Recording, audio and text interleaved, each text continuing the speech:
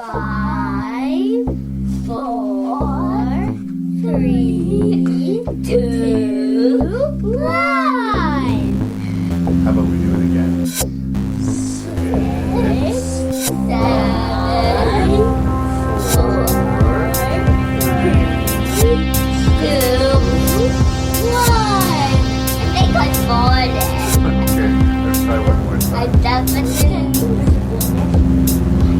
Ready? Ranking review. Ranking review. Ranking review. Say 6, 6, 5, 5, 4, 3, 2, 1.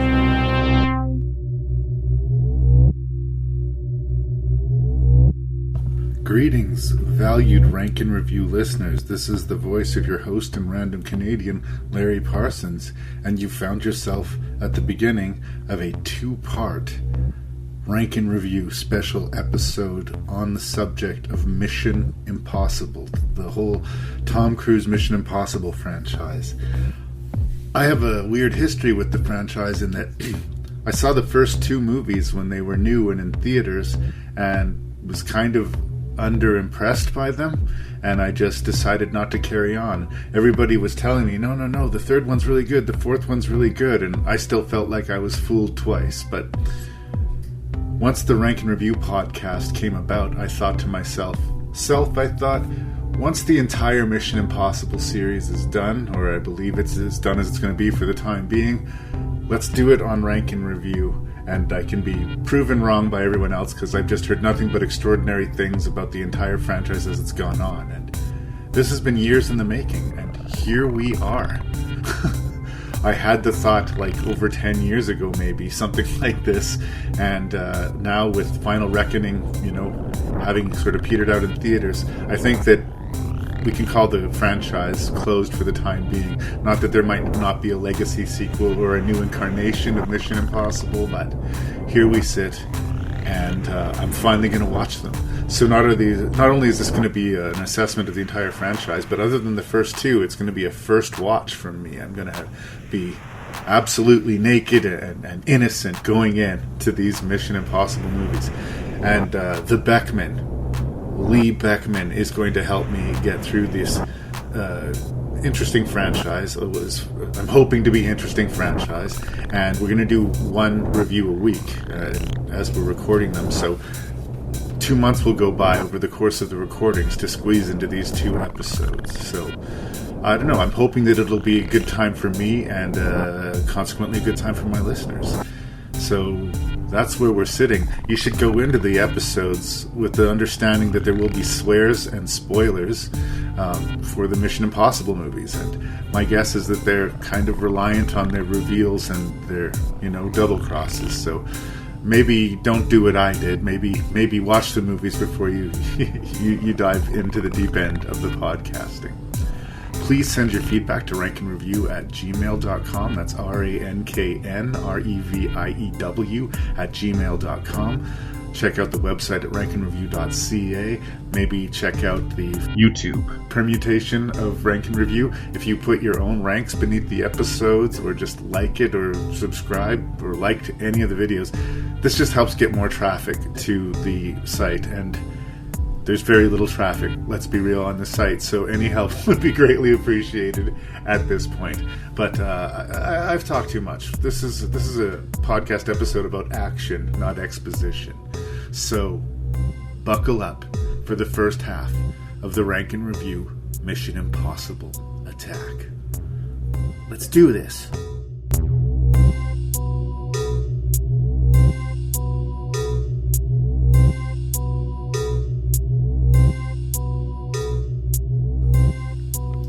The Beckmann is back on Rank and Review for an epic 2-part exploration of the Mission Impossible franchise. Bum, bum, bum, bum, bum, bum. You know I had to do that at least once. I was holding for it. I just expected it. It's an interesting one for me because I don't think it should be a shock to the listeners that I'm a huge movie guy. And Mission Impossible has been sort of one of the biggest action franchises for the last 25 years or whatever it's been. Yeah, 1996 is the first one, so yes. 30. Good God. So I have only actually seen in the entirety the first two Mission Impossible franchise or installments of the franchise. And by all accounts, they get better and better, but I had this weird experience. Like, Mission Impossible came out that super summer of, like, Twister and Independence Day, and, like, it was, and honestly, I remember not really believing the hype that much. I just, part of it was, I think I was worn out of Tom Cruise, and part of it was my vague memory of the TV show, and it is only that, a vague memory, is that it was an impossible task that was solved or completed by a team. And in my experience with the first two Mission Impossible movies is that they were Tom Cruise action movies about Tom Cruise solving the problems. And there were some supporting characters, but it's a Tom Cruise joint. It's not about cooperating to do something amazing. It's about Tom Cruise is amazing. Everyone said that this new De Palma Mission Impossible is awesome, Larry. Check it out. And I watched it, and and then everyone's like, oh, it's okay. They got John Woo to do the second movie, okay? So then I watched the second movie, and I was like, I'm not feeling this. And then the third one came out, and everyone was like, who was it? Was it J.J. Abrams? J.J. Abrams. J.J. Abrams is in it, and Philip Seymour Hoffman's in it, and Larry, you're going to enjoy it. And I was like, you have fooled me twice already. No, franchise. Yes. No. And there's always other movies to see. There's always another Tom Cruise movie. But I think I decided, like then, 20-some years ago, that one day Mission Impossible will have run its course, and I will watch the franchise. And I'm pretty sure that last summer's Mission Impossible movie has put a pin in the franchise. Maybe I'm wrong, but this is what we're going to do. Lee and I are going to review a movie a week from the Mission Impossible franchise until we work our way through. We'll spend 2 episodes to do it. And I am hoping to be changed, and I'm expecting to be changed. A lot of people have called some of the later entries of the Mission Impossible franchise some of the greatest action movies ever made.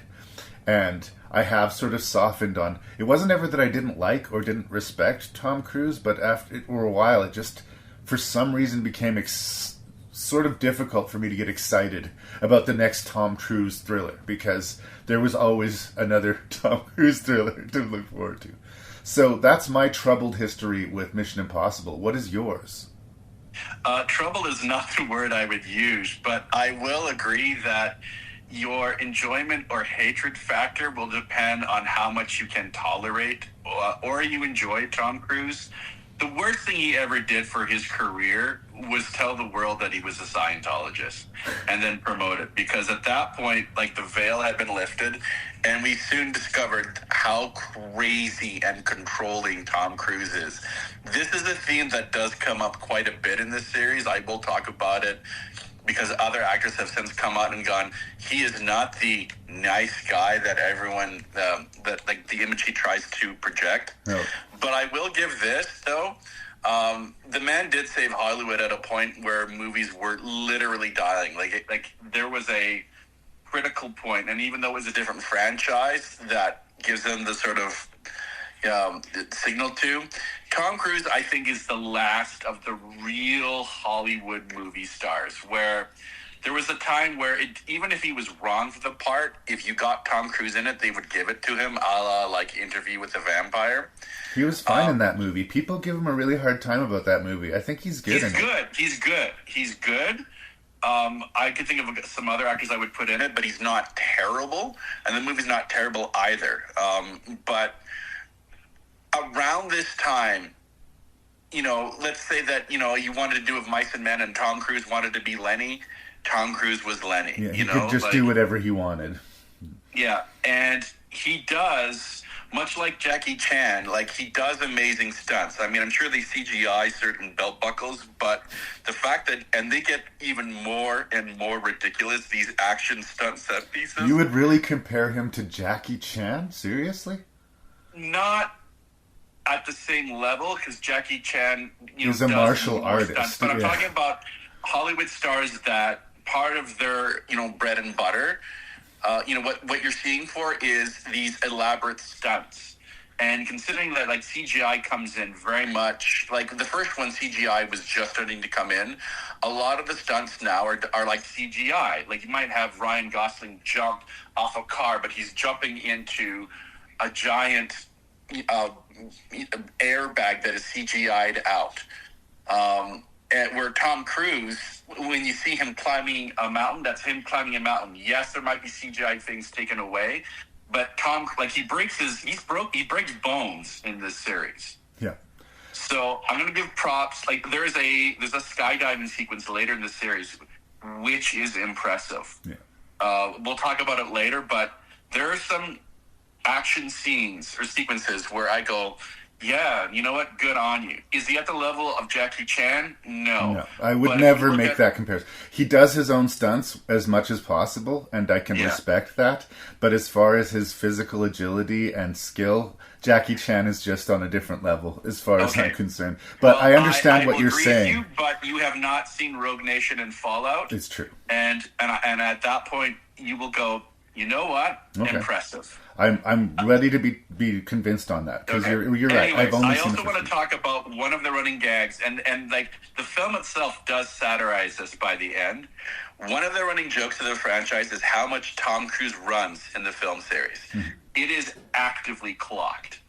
All his films together, which includes like all of the Mission Impossible movies, he runs for 36,032 feet. Footage that we see. Just the footage we see. Yeah.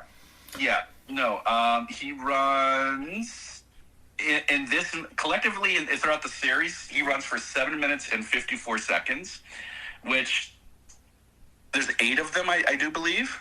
Yep. Yeah, like that's a good chunk of time. It does become a running joke. Now, like, the whole setup is that you're seeing Tom Cruise run against, like, some wonders of the world. That's kind of the reasons why they're there.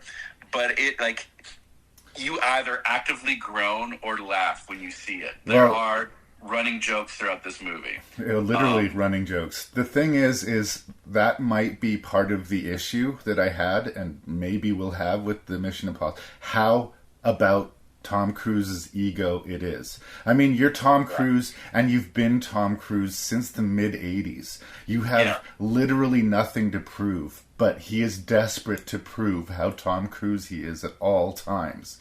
And Tom Cruise is the lesson in having to separate the art from the artist. Because I'm not one of these people that says Tom Cruise sucks as an actor. But I think that I've seen enough that he might be a little bit broken as a person. Like, there is a weird, desperate energy. If you see him interviewed, he is hyper-focused and hyper-engaged in whoever he's talking to, but his eyes aren't focused. Like, he is still playing the part of Tom Cruise.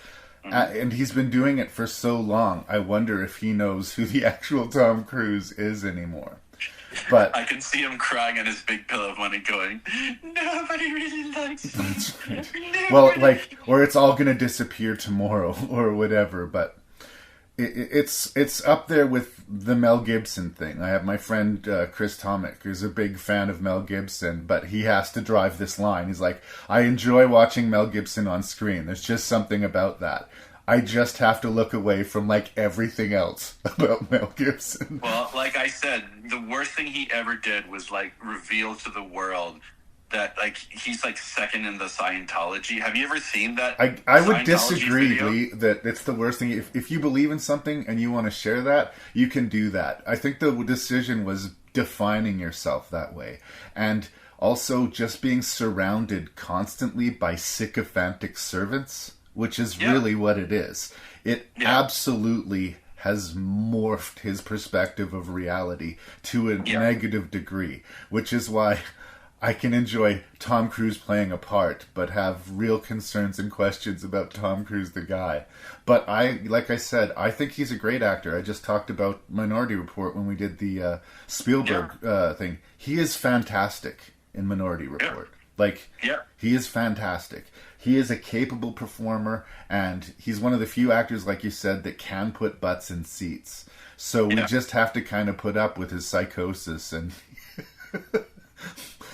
and there are moments in the Mission series where there's some great acting scenes, like the opening scene of number 3 with him and Hoffman. You're just like, holy crap, this is really good. No, Tom Cruise can act, and he's good. But as I said earlier, your detesting or liking of these films really ranges on the man himself, and he does get in his own way, and it's the ego thing. It's like Michael Jackson never heard no, and he just became more and more disconnected with reality. I think Tom Cruise has the same problem. I remember, I think it was Kevin Smith was being interviewed about working with Prince. I don't know, he did like a Prince video or something. And they were on location, and Prince suddenly decided that they needed a giraffe. And everyone was like, well, I mean, it's an interesting idea. I'm sure it would be interesting for the video, but we are in production, and we are nowhere near where giraffes exist. I am not able to snap my fingers and produce a giraffe for you. And he got a look from Prince of such disgust and dismissal. I want a giraffe. Make it fucking happen. And I understand that Tom Cruise is talented. I understand that Prince is talented. But I just cannot respect that kind of personality. My way or you're wrong. I just can't respect it. The other thing that I want to talk about, and we'll get to as we move forward, is this type of action movie and how it's, I think, trying to slit its own throat in the modern age of cinema. I think it is foolhardy to make a movie at such a ridiculous price tag that in order for it to make money, it has to be one of the highest grossing movies of all time. It's fucking irresponsible.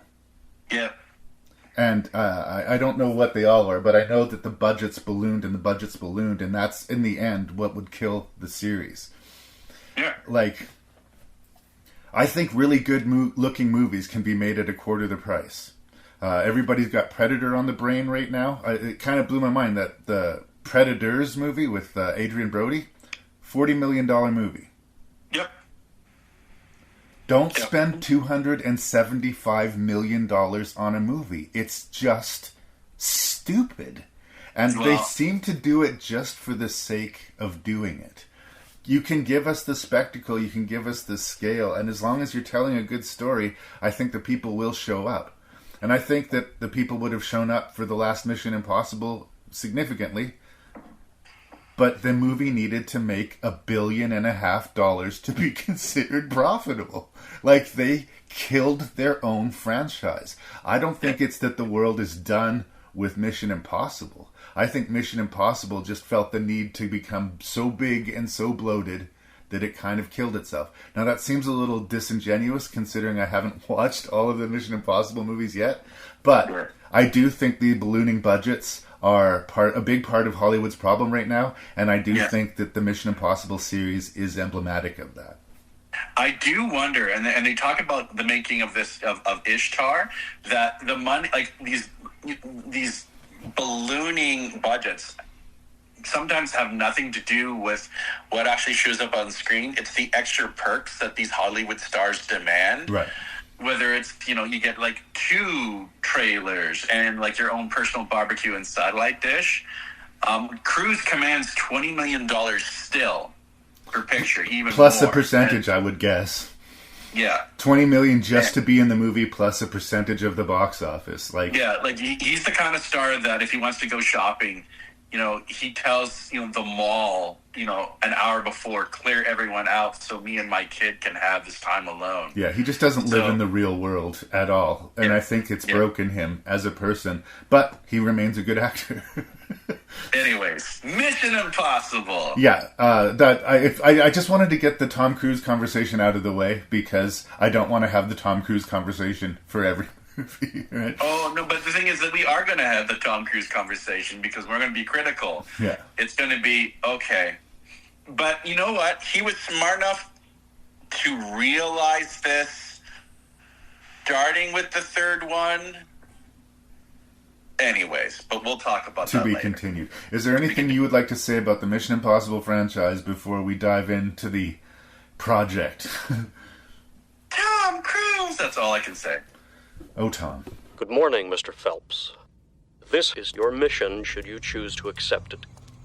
Should you or any member of your IM force be caught or killed, the Secretary will disavow all knowledge of your actions.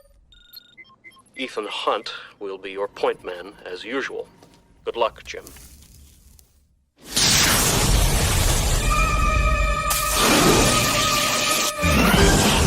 Simple game. Is he serious? Always. It's much worse than you think.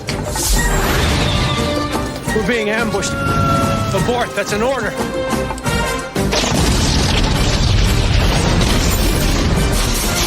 They knew we were coming.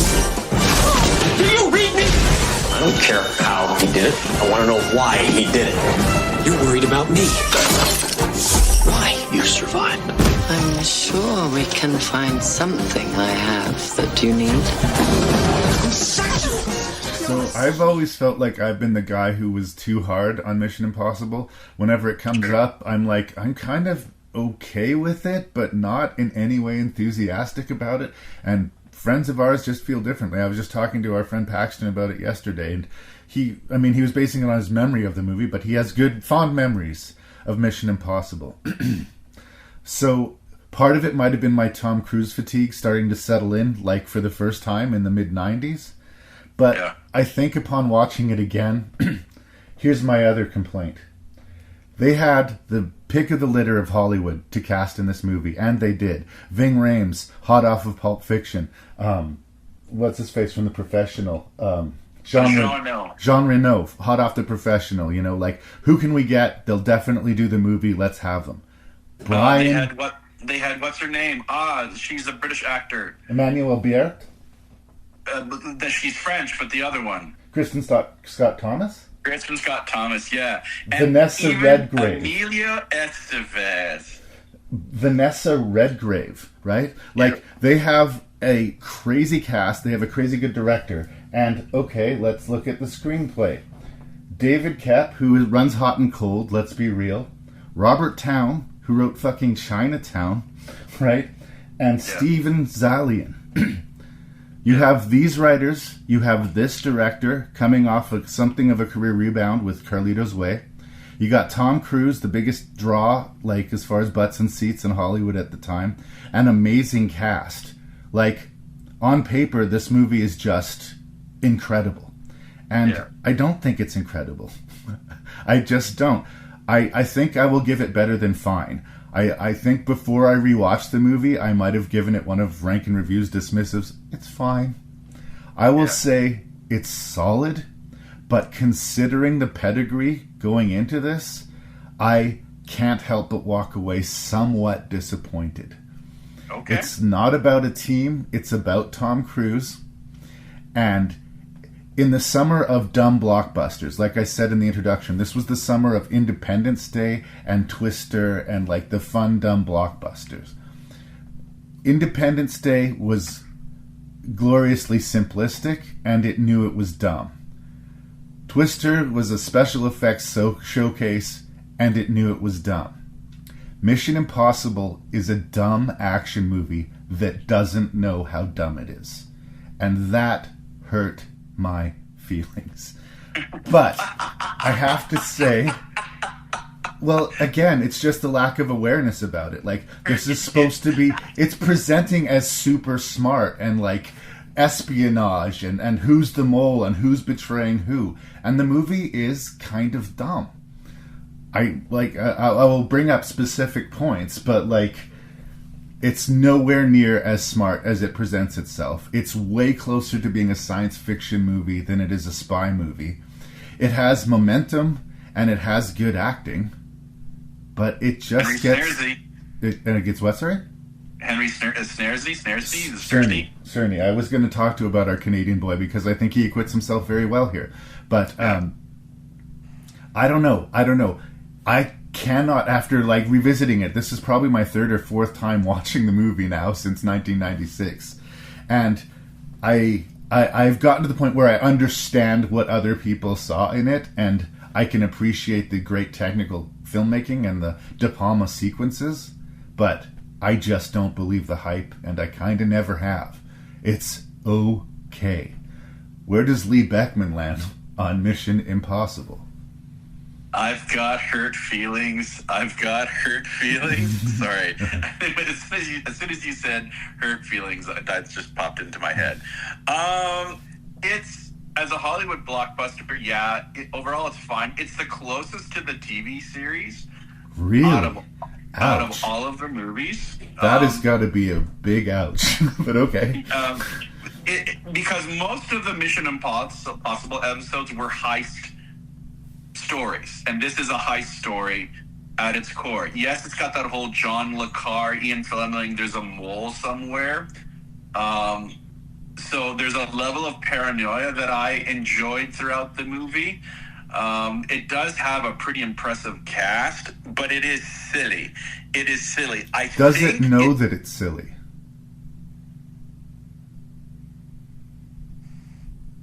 That's a good question. I genuinely don't think it does. I think it thinks it's smart.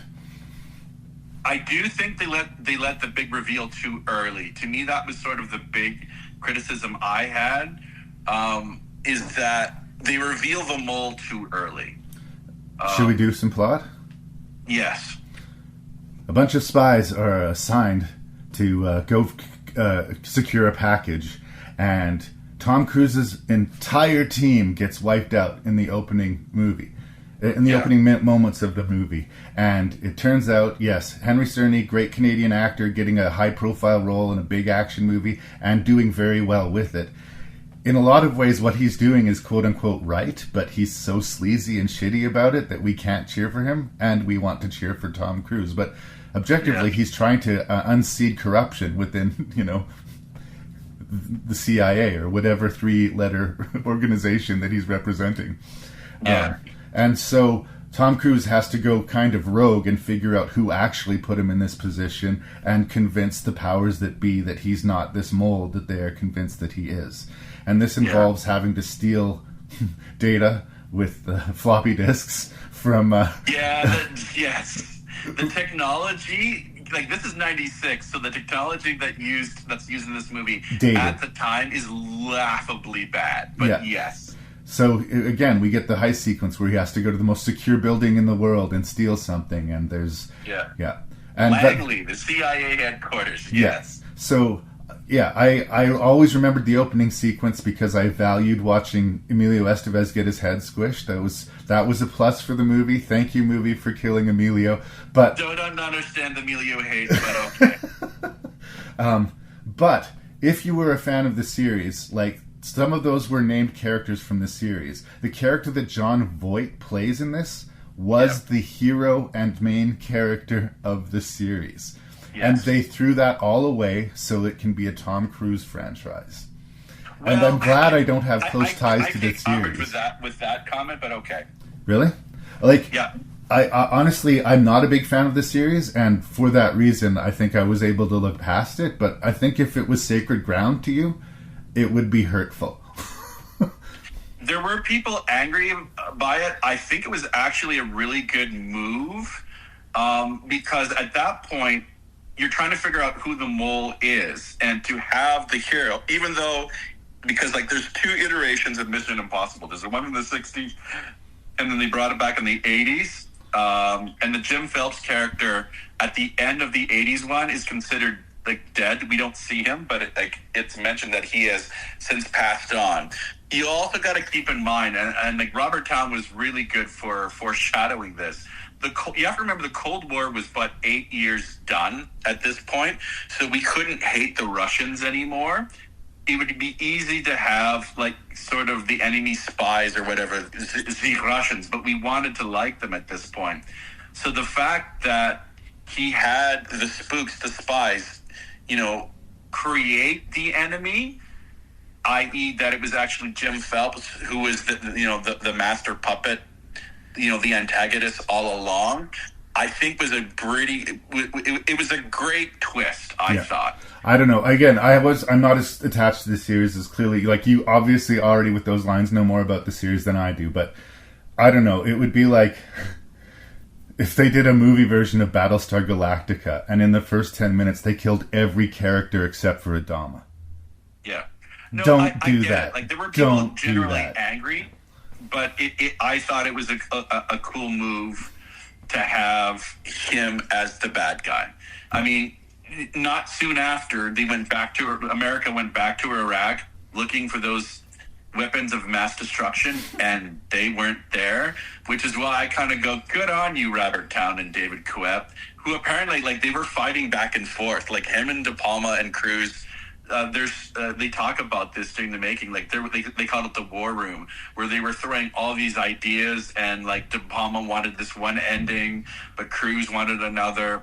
De Palma says, like, this is the closest, like, he says this is the film that he's the most proud of, that where, like, you know, what he envisioned made it onto the screen, which I find very interesting. Because from the De Palma perspective, I can see it. I've said it before talking about De Palma. I can see him reading that script and saying, I can direct the hell out of that sequence. Oh, Tom Cruise on cables trying to get the floppy drive. I can direct the hell out of that sequence. And you know what? He's right.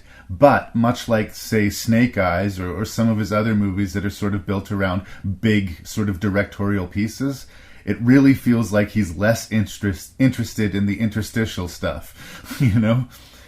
You still get the weird De Palma angles in the dialogue. There was parts of that confrontation between Cerny and Cruise where the low angle tilting angles from the camera actually kind of made me smile. Dutch angles. Yeah, they kind of made me smile, just like that. How De Palma that was, those choices were, but again, I come in through the eyes of being a big De Palma fan, and I would put this probably close to the middle, maybe the lower half of his work. It felt like a good paycheck movie. He'd kind of been in a downswing. Carlito's Way had put him in an upswing, and I think he needed a safe, solid hit, and he saw that Mission Impossible was that. But I don't think he wanted to work with Tom Cruise again, and I don't think that Tom Cruise wanted to work with him again, so they didn't. Yeah, well, they've both got big egos. Absolutely. I do remember seeing this for the first time, and there were audible gasps when Cruise is lured down into that CIA headquarters room trying to steal the knock list. It's ridiculous. Like, that whole sequence is ridiculous, but it suspensefully works. It's the closest thing to what I imagine Mission Impossible being, in that there's other characters helping him get this done, but the sequence is still about Tom Cruise. But talking about it's really smart except for it's stupid, the most secure building in the world, complete with laser grids over the vents inside of a room, has a rat problem? Yep. That's But just that- once stupid. again, that That is whole just... Hitchcockian ploy. Sorry, that is just a stupid point of plot. That is stupid. It should have either been an equipment failure, or Jean Reno is a bad guy, or there had to be another reason for that rope to come down than he was scared by a fucking rat. That was stupid. Like, I can't defend it. I want to defend it. I can't. I'm laughing. I just love that whole sequence because you see Renault look up and he panics, and then he drops Cruise, and then the next time we see Jean Reno, he's like struggling, but the rat is dead and hanging upside down, like just like this. So clearly Renault is like bitten the rat to death or something. It's silly. I get it. And I get what you're going for. Like, there is a battle between super serious spy thriller and, like, ridiculous over-the-top action. And then the same can be said for the climax on, like, that bullet train. Oh, that's off the rails. That is off the rails. Yeah. But Hollywood needed a big, at that point there was that whole, you need a big bang to end your movie and to start your movie kind of thing. And of course we get, because it was set up earlier with the gun, and even though it's paid off. They already paid off the gun. Let's do it again. Yeah. So, the sheer force of the explosion blows Tom Cruise back onto the train. Yes. Like, he planned for that to happen. Like, I can't even describe it. Like, Bugs Bunny could not pull off that shit. It is so fucking dumb. Like, it is so dumb. And even before that sequence happens, the movie is so dumb. How does he get convinced that Claire is working with the mole? He realizes. Well, he says he figured out that Jim was, the mole before even Jim reveals himself. He wasn't sure until he does that whole mask thing in the train. Exactly. He finds an identical trench coat that his buddy wore, and then wears a mask that perfectly makes him look like John Voight, and basically gets her to admit that she's guilty. And again, that's not clever spy trickery. That's science fiction bullshit. That's not about him being smart. That's about him just having a way to get her to admit that she's guilty. And then Jean Reno chases the bullet train into a tunnel, and he jumps from the train to the helicopter and then explodes from the helicopter back to the... No. You can stretch it, you can push it, but that is absolutely fucking stupid. And the movie thinks it's smart, and that's really the disjunction. Like, it's not smart. It's not even a little bit smart. Oh, Larry, you're gonna have some problems with this film series. Then you're gonna have problems, son, because this is just the beginning. This is just getting warmed up. Well, I'm sorry, but not since the trailer for Time Cop claimed itself to be the thinking man's action movie have I ever been more personally offended by that. Like, no, It's a dumb action movie. Yeah, well, I'm not fighting you on that. The physics is not the movie's friend, but I guess there's a whole suspension of disbelief. Give me the spectacle. I enjoy the screenplay of this movie. It's the whole who's the mole, who's the not. I love the paranoia, but that's Robert Towne. Yeah. He's got some splaining to do for the second one, but we'll get there. Look, it's also it's trying so hard to be the TV series. Hollywood, if you remember, had this fixation of taking classic TV series and seeing if they would hit, as a movie. And Mission Impossible hit financially. Sure. I mean, that song by, was it Bono or one of the members of U2 and another, techno person played over the radio all over that summer. Brian Eno, that's what it was. Like, that played. And that it was like a remix of Mission Impossible theme, right? Yeah. But because it's trying to pay giant homage to the TV series, it's a TV show, so it's missing that sort of grand epic. They try hard. I mean, De Palma, there's lots of Hitchcockian sequence that, like, even the opening sequence at that gala party, that is pure De Palma. Like, everyone is elegantly dressed. It's got these long, shots. There's even tracking shots. De Palma, was really, his career was sort of, building up to this point because Blowout, in some ways, is an espionage thriller. But these films, at their heart, they're heist movies. Replace these people with spies and with criminals, and they're all trying to steal something. They're heist pictures. So I think maybe going in and just, what are you expecting out of a Mission Impossible movie? At the end, they're heist movies. A bunch of colorful characters. I hear what you're saying, Lee. I do. I genuinely do. But this puts me in the weird position of defending Fast and Furious, okay? Fast and Furious movies are heist movies, but they know how fucking stupid they are. They know how ludicrous they are, and they own it. Yep. This movie doesn't, and it pisses me off. Like, you are just nowhere near as smart as you're pretending to be. I'm not saying that I'm smarter than the movie, but I'm smart enough to see through that. And considering the talent involved, that's disappointing. Okay. I can see your disappointment. I can hear your disappointment and see your disappointment. I'm still giving the movie a passing grade, by the way, but I like it significantly less than everybody else. I'm giving it a generous, 60% pass. Yeah. I guess... And this is also just because I've seen the rest of the movies and know how silly they get. Just outrageous some of these action set pieces are. They are the heart of the movie. This is part of the problem with the second one, where there's so much focus And there is a lot of focus to these sequences. I do wonder if they had the action sequence planned out and shot and they were still working away at the story. I do wonder if that's part of the problem. But yes, they're silly. They're ridiculous. And I guess I just sort of sat back and enjoyed. I am going to call out, because there is a running gag throughout the series of Tom Cruise running. So I want to be consistent here. So in this movie, and this is mostly because there's the Henry Snersey scene where he accuses him of being the mole in that restaurant. Our Cruise, our hero, our hunky Ethan Hunt, runs for 27 seconds and collectively 857 feet. So, attaboy, Tom Cruise. Great. Good on you, Tom. Does it help the movie? No. Is it an interesting, quirky fact that only Lee would pick up? Yes. Other people have picked it up, as you already pointed out. But I think the funnier angle is, why is he always running? Because he's running from his own insecurities. He's running from the fact that he knows that Scientology is a cult. He's running from the fact that he might be closeted homosexual. He's running from, the fact that his star may have to eventually fade because, just like everyone else, despite being Tom Cruise, he is going to have to age, Wow. So he's just constantly running. Wow. But that's way more about Tom Cruise. Belinda Carlisle, I Need a Hero, playing over in his head. But that's way more about Tom Cruise than about the movies. And, I understand why it was a hit, and if you love this movie, I don't want to take that away from you. Here's my other thing.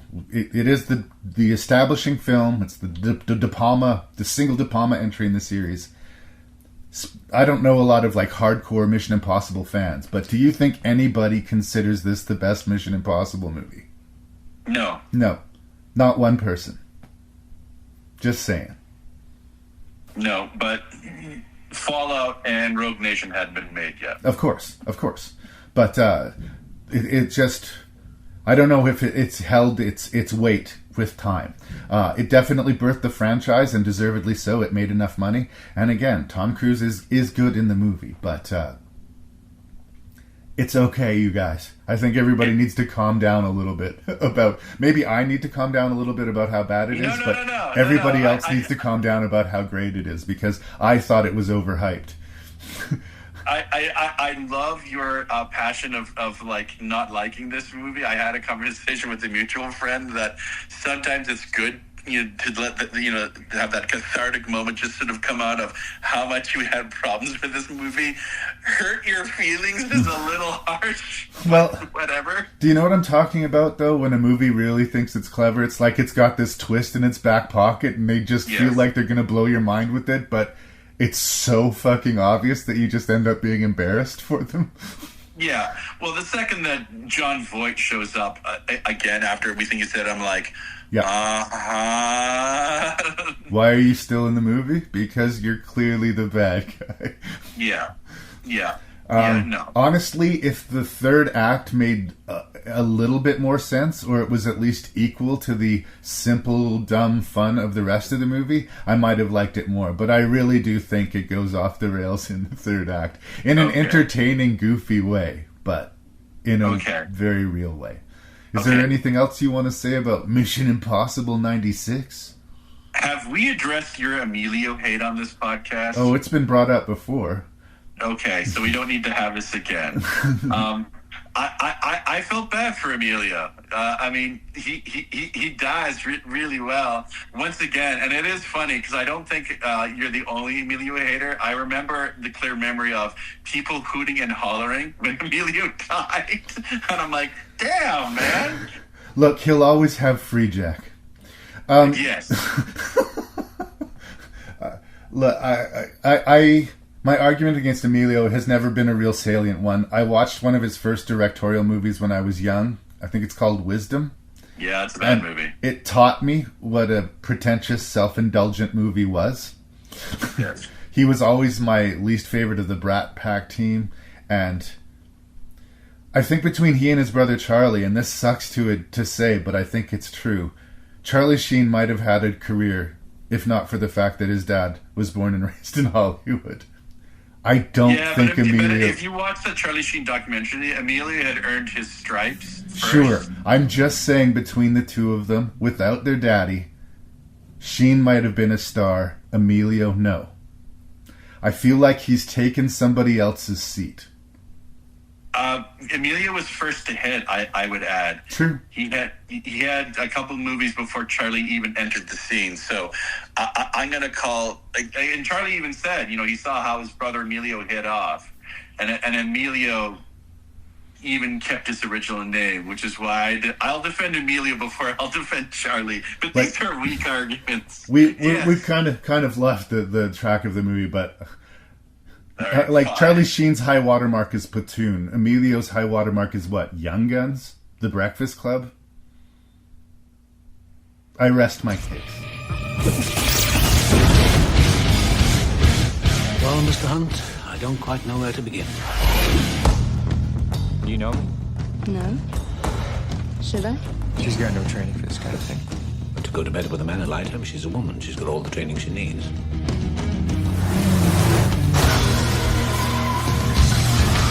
Welcome to Australia, mate. This ain't funny. The mother of all nightmares is on the loose. I don't think I can do it. I mean, it'll be difficult. Very. Well, this is not mission difficult, Mr. Hunt. It's mission impossible.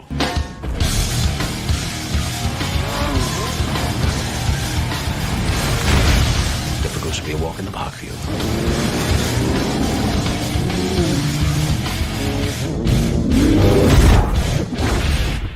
You liked it, huh? I want to start our review of Mission Impossible 2 by saying that I am a fan of John Woo.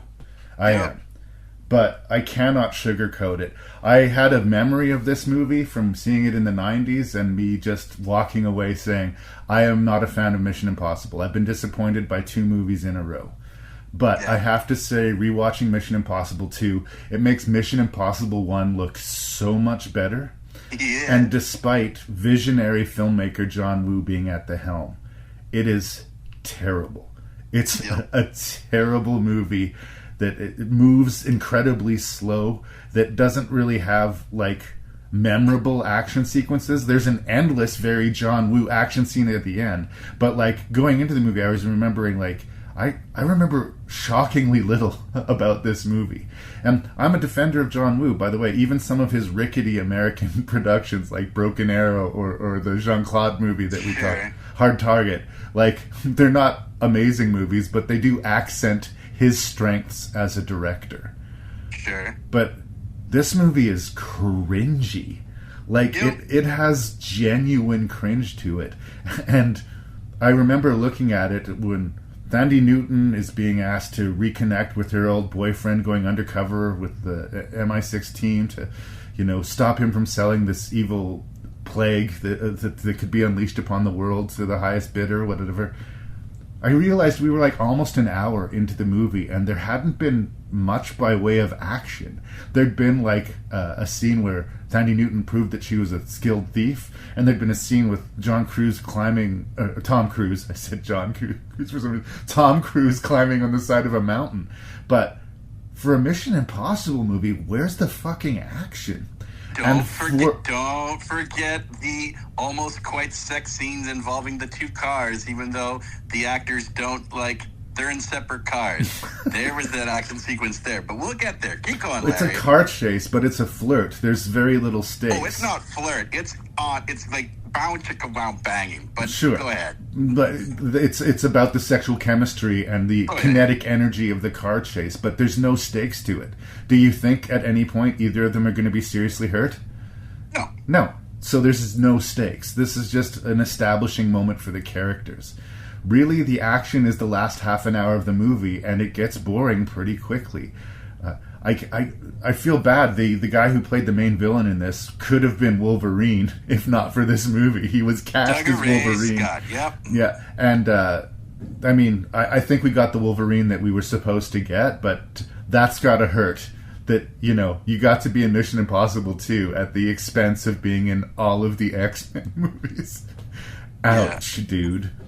But I have to say, like, I didn't have a very clean, good memory of the movie, and rewatching it, I was stunned at how bad it was. Like, I was amazed at how bad it was. I couldn't believe how bad it was. And I'd kind of come back into this thinking, maybe I was too hard on Mission Impossible. These are the only two that I'd seen. So perhaps I do need to view it with fresh eyes and, like, not be hostile about the Tom Cruisiness. It does feel like a vanity product for Tom Cruise with his long swinging hair and the John Woo slow-mo shots, but it seemed everything that was poser smart about the first movie was abandoned. This movie, I guess the only positive thing that I will give it is it doesn't even fucking pretend to be smart. Like, it's stupid, and I think on some level it has to know that it's stupid. But now that we've caught up to, like, my viewing of Mission Impossible, going forth for the next few weeks as we do these reviews, it'll all be first-time watches for me. I don't think young Larry was too hard on Mission Impossible 2. I go into this really fucking hoping this is the worst Mission Impossible movie. Talk me down, Beckmann. Well, I can safely say that you are correct. I think this is the low point of the franchise. It does get better from here. I think to start off where I hit with Mission Impossible 2 is this is the kind of bad film only a great director could make. Like, you've got two gigantic ego and forces. Like, it represents the best and worst of its star Tom Cruise and John Woo. Because John Woo's got those constant dissolves over shots, the slow motion sequence, the doves flying, saying that innocence is about to leave and die, blur. And does comparing shots of the hero and the villain sort of having the same sort of pose, like that, they're all there. And then there's the homoerotic tension, I might add. You thought like Bloodsport was like homoerotic? Holy God. Well, it comes to the great family of homoerotic sequels, right? Fast and the Furious 2, Nightmare on Elm Street 2, Mission Impossible 2, right? Yeah.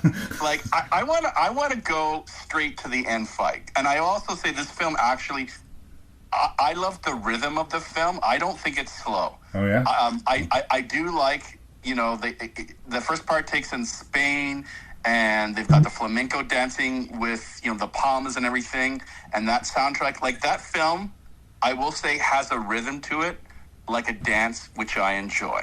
I guess I must have missed it, because I found it, the first half a slog, if I'm honest. Yeah, that's fine. Anyways, but I want us to go all the way to the ending, to that over-the-top chase sequence with the motorcycles, which is clearly, it's their dicks. Like, they're riding their dicks, and they're, like, turning around, and the guns are, like, they're shooting at each other, and then they have this, it's a man dance. It's not a fight, it's a man dance. I actually stopped it at one point, because Cruise, like, when they're actually fighting each other after they've done that ridiculous game of chicken, and they've, like, embraced each other in the air and fallen to the ground, and they're, like, flipping and fighting, and Cruise does this flip over our villain, and they're holding hands. Like, if you stop it, they are actually holding hands so Cruise can continue the flip and stunt. And I'm just like, holy shit, dude. But they're working something else. Like, I had in my backstory, in my head at that time, that there's a backstory between these two characters. Somewhere, somebody got spurned. I'm guessing Ethan dumped, what's her villain's name again? Sorry, I don't have the name of the characters in front of me here. That's okay. But as you look up, I actually made this backstory that somewhere Ethan loved and leaved him, because he does love and leave them a lot in this movie, including, you know, I'm a thief, Tandy Newton. And they're just doing Alfred Hitchcock's Notorious. That's like Robert Downey even said, look, I took the story of Alfred Hitchcock's Notorious and off I went. But I'm guessing old Ethan, who, like, he fucks everybody. Like, when he comes to your house, the fish stops swimming. and that he probably romanced our villain and hurt him in the fields, and he's never recovered. Hence the whole, it's that smile Ethan has. Like, that's bitter. And that's like, you hurt me.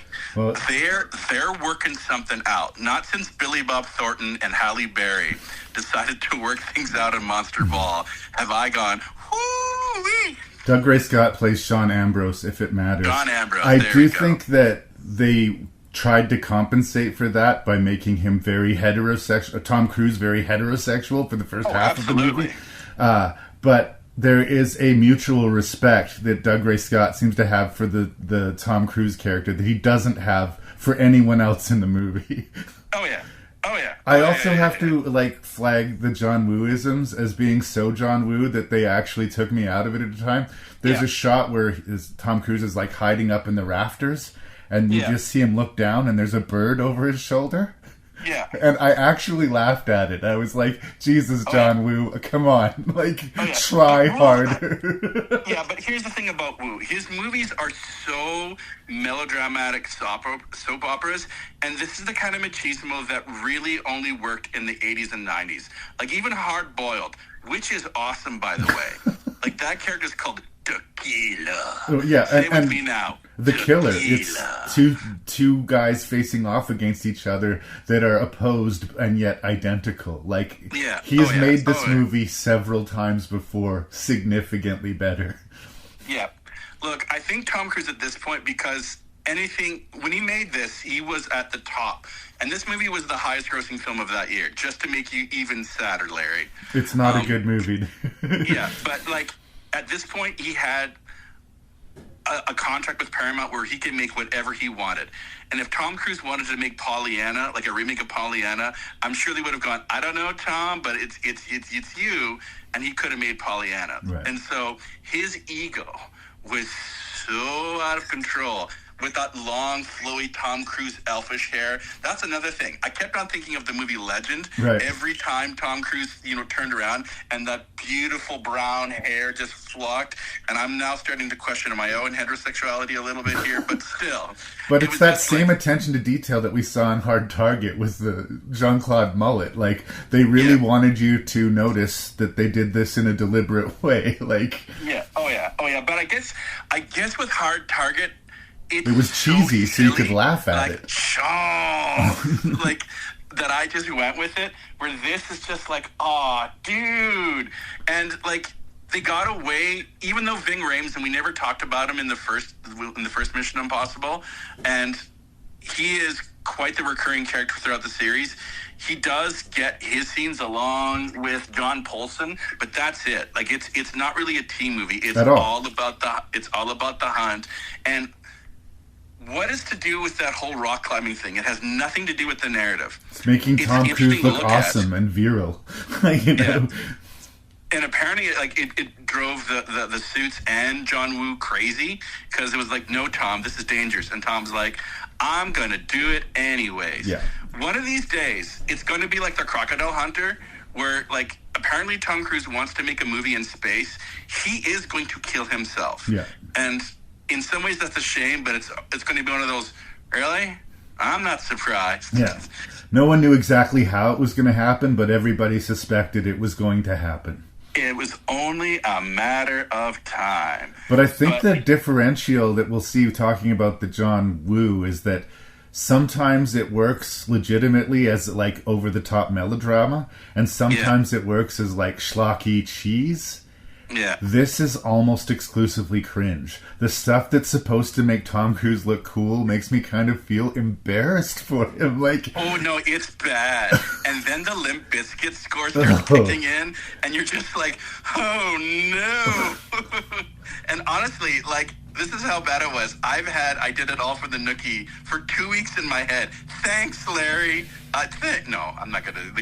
But the Limp Bizkit, Hans Zimmer apparently, he has some problems with this score. It's a Hans Zimmer score, and he brought in this other female artist who does that sort of Enya type voice to provide for the love interest here. I'm trying to find her name. I've got it here. Anyways, yeah, Lisa Gerard. She did the singing for the Gladiator soundtrack as well. That kind of works a little bit. I think she's from Dead Can Dance. And after he kisses Tanny Newton and then jump out of the building, and we've got the and then that voice of hers, and I'm just oh gosh. Please stop. I think Lisa Please Gerrard stop. is from Dead Can Dance, sort of a famous goth kind of band. They famously used a big piece of that for the end of The Mist, but I don't know that it fits comfortably here, but I get what they're going for at least, because a lot of times in the movie I don't even get what they're going for. Well, it's 10 times better than Limp Bizkit, I gotta tell you that. So, but if it's stuck in your head, I guess it has some kind of power. Oh, it's power. I'm just not saying it's good power. Look, my overall takeaway is, you know the kind of films that satirize action films? Like, the film they're making fun of is Mission Impossible 2. Yeah. It is so 90s. And yet it's 2000, but you're right. It's very much stuck in the 80s and 90s. Is it 2000? Yeah. Oh, damn. Like, so right? It was late.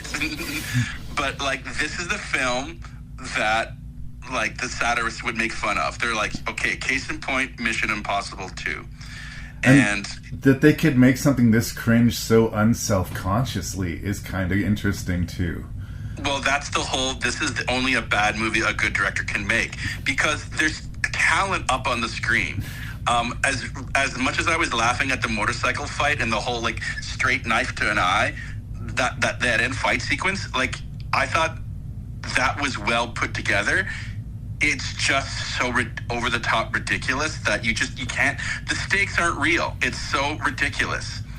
Brendan Gleeson is in this movie. To be fair, he wasn't really well known at the time, but, like, I had no memory of him being in the movie.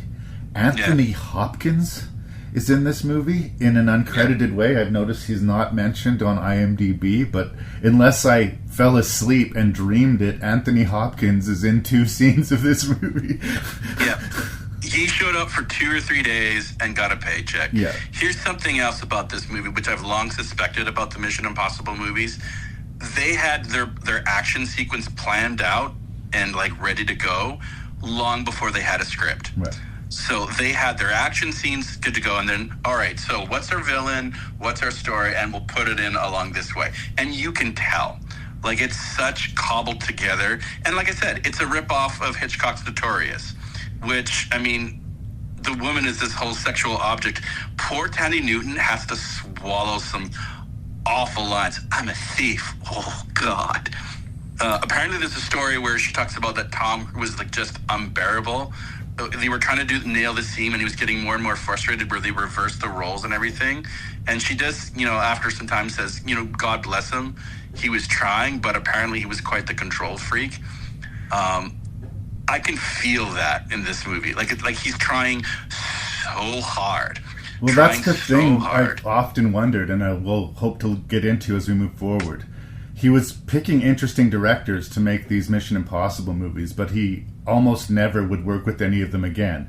He made the De Palma movie, he's not working with De Palma again. He made the John Woo movie, he's not working with John Woo again. Once he gets with Christopher McQuarrie, he kind of, like, stays the course with him.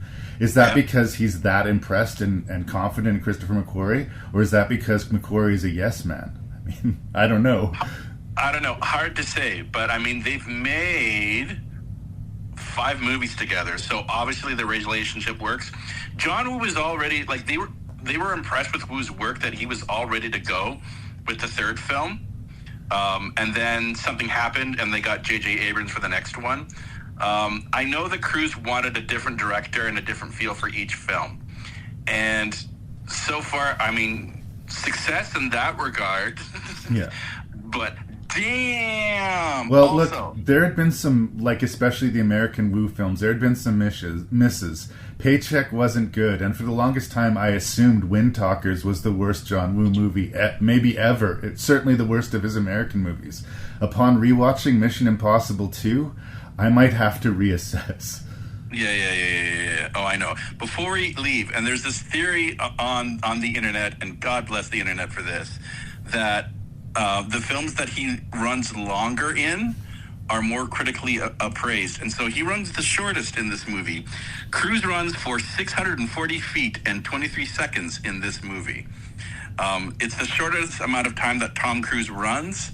But I just want to clock this because there's a long game I'm coming to this and why I'm doing this for each film. There's an end joke. Here's the setup. I really hope it pays off, brother.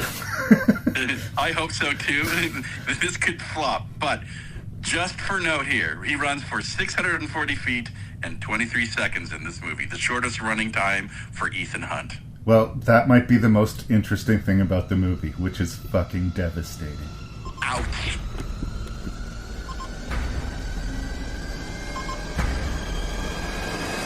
Execute.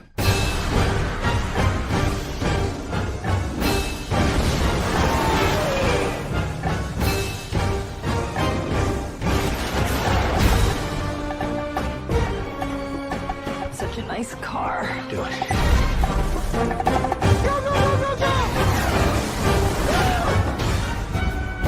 It's Hunt. I know it's Hunt.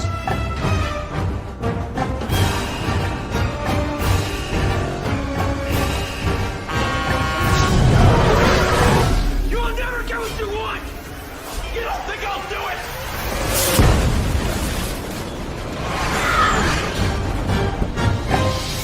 Okay, so Mission Impossible 3, directed by J.J. Abrams. This was kind of his big break into Hollywood. He was, developed himself into a big name on TV because of Alias and Lost. But Don't forget Felicity. I did forget Felicity. I apologize. But let's just say this was his sort of coming out into, like, mainstream Hollywood filmmaker, Yep. And it was a good opportunity for him, and because it's his first film, it's less identifiably, full of J.J. Abrams flourishes. I mean, he still brings some of his friends from TV to the big show, and that's kind of cool and nice to see, but it's an efficiently well-made, kind of look at me, I'm playing with the big boys movie, and he's not getting in his own way at all in this place, and in that way, it puts the Mission Impossible 3 in a really good place. Once again, it's got a completely different identity than either of the previous films that happened. Like, it's almost like we're dealing with a completely different Ethan Hunt in a obviously completely different time and place in his life, and it doesn't mean that what happened before didn't happen, but it certainly feels like it doesn't seem to matter much to this particular narrative, which is fine. I'm almost at the point with all of the shared universe, multiverse, whatever, keep your stories as contained as you want, whatever. But I also got the feeling like it was a wrapping up of things or an accumulation of things. Like, one could almost have believed if this was an ending of a trilogy that it would have served somehow, even though they're three very disparate and strange movies. What I really liked about it was that it had a propulsive energy to it and a straight goal-based narrative that the previous movie kind of lacked in a lot of ways, where, like, tension was not needed to be created by some strange romantic car chase, but it was created because there was a death. Somebody that Tom Cruise had worked with and helped to train and felt something for, got mixed up with this weird arms dealer guy and got herself killed, and she died in front of him. Like, he tried to save her, and he wants to get to the bottom of this. And the arms dealer has this MacGuffin. Do you remember the name of the MacGuffin? Rabbit's foot. The rabbit's foot that he wants to steal and sell. And Ethan Hunt wants to know, what's the corruption that led to his colleague's death, and can he stop this evil Philip Seymour Hoffman? Pluses again to the movie. Ethan Hunt takes a beating. Ethan Hunt is not ahead of the game at all times in this movie. It's emotionally high stakes for him, where he is not in control and super cool. Again, basically the opposite of everything they were doing in the previous movie. We have him actually working with a team in, like, more than a decorative kind of way here. Like, there's actually a team that helps him get to where he is, and a formidable dimensioned villain that I'm sure we'll get into, played by the late great Philip Seymour Hoffman. I think it's easily the best of the three Mission Impossibles so far, but I'm not over the moon for it necessarily either. Like, it's a very solid action movie, and they kind of got, in my mind, to where they should have been with the first movie in this movie. So it's mostly positives, But yeah, where do you stand on the third Mission Impossible? Well, it is a vast improvement. I will also say that I will give Tom Cruise credit here, sort of after the critical smashing that MI2 took. And also, I mean, he fired his agent pretty much after that. He realized that Mission Impossible was about a team. And even if he's the lead, it's also, a heist picture. And you're only good as your villains. Obviously Philip Seymour Hoffman, and spoilers, we'll spoil it early. I apologize, listeners. Billy Crudup. Yeah. But the fact that, like that Maggie Q of like the Naked Weapon fame and Ving Rhames is used very well, sort of like the emotional crutch or stability or reason for Ethan Hunt. And we were introduced to Simon Pegg, and Jonathan Rhys-Meyers is used well. We've got Lawrence Fishburne, and also briefly Kerry Russell.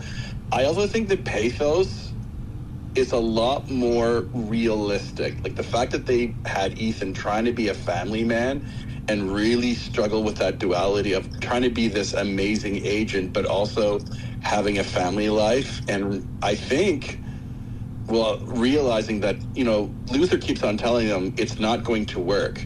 I've had this as well, and I am on my second, I just finished my second marriage.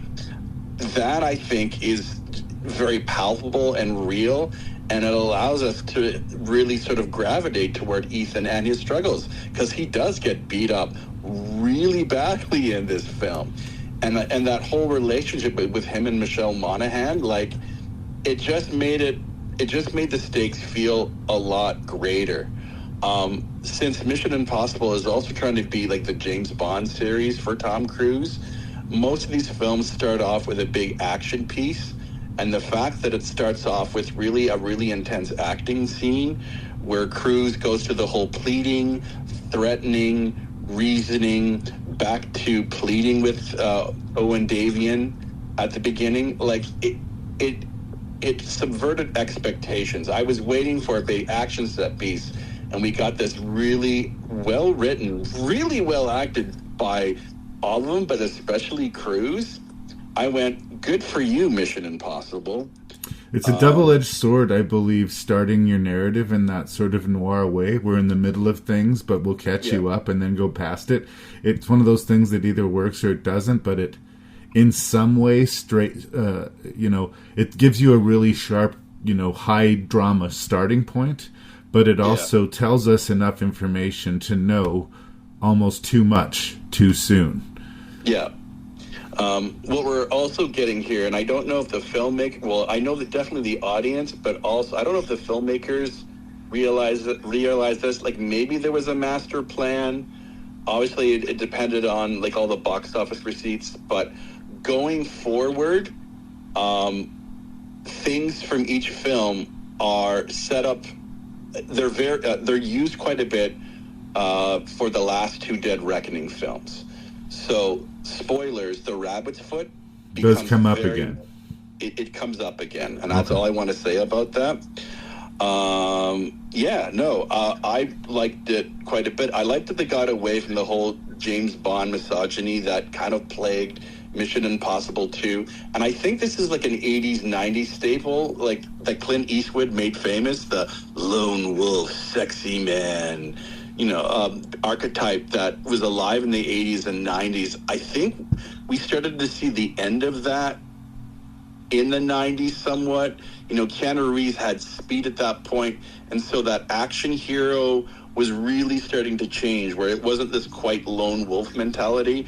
And I think that having Cruise realize that and his career was starting to take a hit.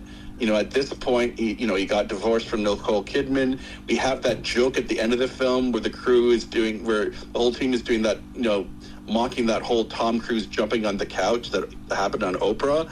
That joke made me sort of laugh, and I went, oh, I remember that time. So I got to give Cruise credit here. I think he started to take a look and went, okay, these things aren't working. Let's change them. So I'll give him credit there.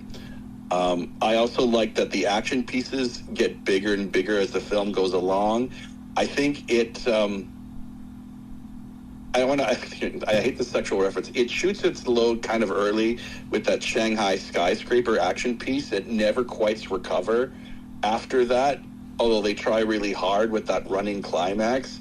But that sequence where he kind of catapults on the next building and almost falls off was very, very suspenseful. So well, again, I like he's sort of being swung around like a pendulum, and like it is an overt sort of stunt sequence. But I actually kind of preferred the attack on the motorcade on the bridge. Yeah, the Chesapeake Bay Bridge tunnel. Him getting blown, like there's that shot with that drone going by, and then there's an explosion, and him getting knocked against the car. Right. That wasn't planned. That actually happened to him, and I think he might have hurt his ribs quite badly. So the fact that he got up and kept on limping, kudos to him. I'm sure I've seen some behind the scenes of that. He was wired up. At least he was supposed to hit the car. He was supposed to fly through the air. I was told differently, but my internet sources could be wrong, so I don't know. If anything, my understanding is he starts trying to strip away safety and stunt doubles as we move forward, because he gets frustrated that he's not allowed to do as much on camera as humanly or not so humanly possible. But his body does pay the price, and this is where I sort of give this reference to Jackie Chan, even though Chan is the far superior action stuntman. The fact that Cruise, like, he breaks a lot of bones throughout this series, and so I do tip my hat off to him. I like how much we get the interesting psychological angle on the Philip Seymour Hoffman character.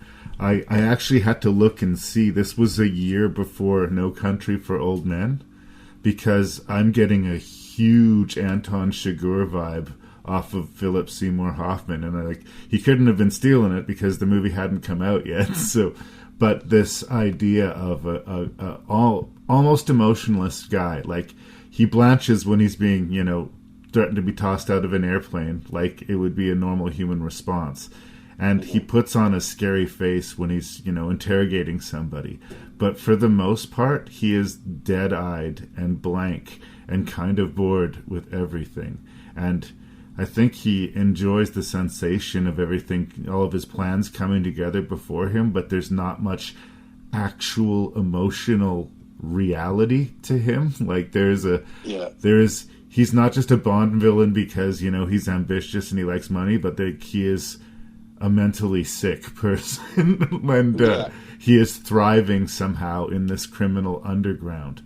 But it goes further into the No Country for Old Men for... dare I spoil such a well-known movie, but it's a random act that ends the Philip Seymour Hoffman character. Yep. And a really random one. Like, it's strange, they're having this fight, it spills out into the street, and this car hits him, and Cruise manages to sort of scooch beneath it, and the man is obliterated. But when he gets up, he looks behind him. There's no, where was that car coming from? Who was driving the car? Like, it was a random act of chaos that was able to take down this villain more than it was Tom Cruise. And again, very, very similar to Anton Chigurh a year before that movie. I mean, the book would already have been out, but it kind of got into my head and stayed there. But it made him a very sort of frightening, formidable villain. Even when he gets stolen from the motorcade and is escaping, he doesn't twirl his mustache when he looks at Tom Cruise. He just looks away and goes about the business of starting to destroy Tom Cruise's life, like he promised he would, and as we knew we would because of that opening. I do think that opening is, like I said, a double-edged sword. Like, the fact that we know that he's going to end up in this place with the Monahan, or as far as he knows, in front of him, and this scene playing out and not working out into his favor is baked into it, tells us when everything is going so well with them, using the face replacement to pose as the Hoffman character and kidnap him and keep him prisoner. Like, as long as we have the advantage, we know it's all going to go sideways. We know the whole time that we can't trust anything that we see and that he is going to get the upper hand. Does that help the movie, or do you think we learned too much too soon? I don't know. I was, like I said, the expectations were so subverted that I really, like I said, I really liked that we got this acting scene. I knew we were going to get there, but I never really thought about it until we got to that particular scene. So I really enjoyed that choice. I like the fact that I get the sense that Davian had been kidnapped before, because when Cruz finally does wake him up on the airplane, he looks annoyed, and it's like, do you have a wife?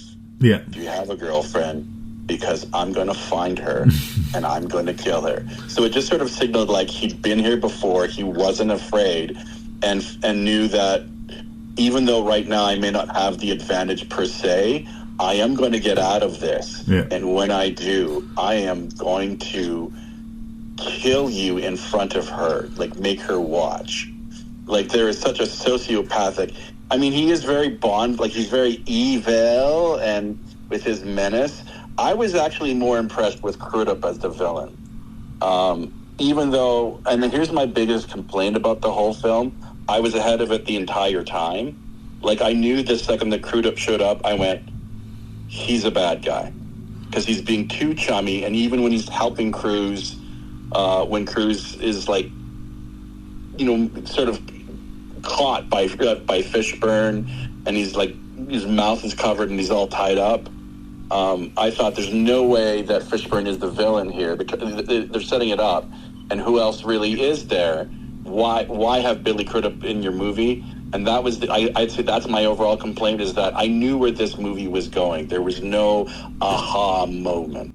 I guess I wasn't blown away by the reveal. They do the mislead where we're supposed to believe that it was Lawrence Fishburne, but of course this was all being manipulated as information that was filtered through the Billy Crudup character. And but again, it's interesting how little really Ethan Hunt's personal heroism defines the third act of the movie. Again, main villain killed accidentally, Michelle Monaghan taking out the secondary villain and saving his life to stop the bomb in his head.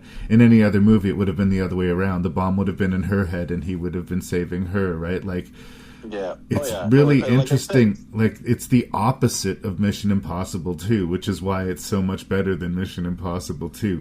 And it's you know, I guess it's not a new movie anymore, but there seems to be this thing with more and more modern or action movies where the hero can't take a punch, can't take a hit.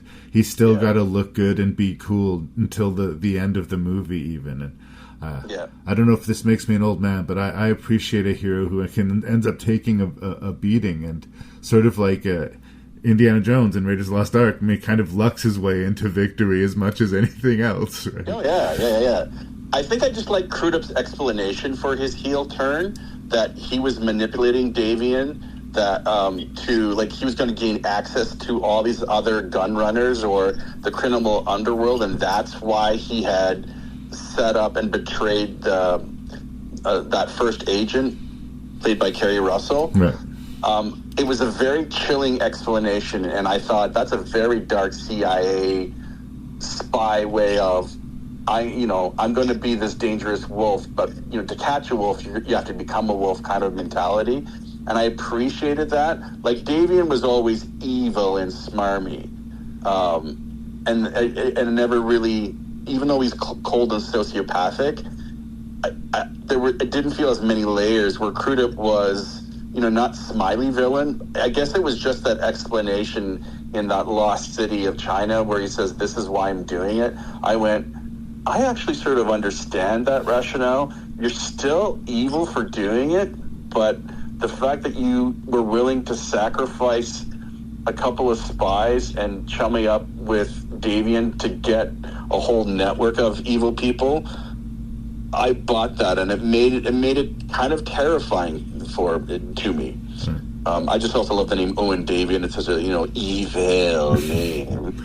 Well, again, Ethan Hunt isn't the most subtle. It's definitely an action hero name as well, so why not? Yeah, I know. I didn't mean to downplay the whole cable and pendulum sequence, because it is cool, but it just feels like a stunt sequence to like, look at this stunt, look at the stunt that we shot here. Whereas the action sequence on the bridge, you know, there was a tension and there was the stakes and there was like, who's going to live, who's going to die.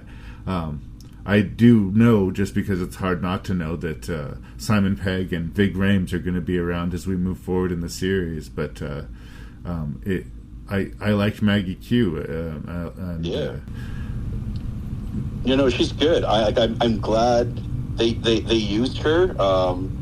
She was also in that one Die Hard film. I know she was in La Femme, like the Nikita TV series. I really like Maggie Q. I think she's a great action hero. I wish she was used more. So, what did you think of the last running sequence? How long does he run for, Lee?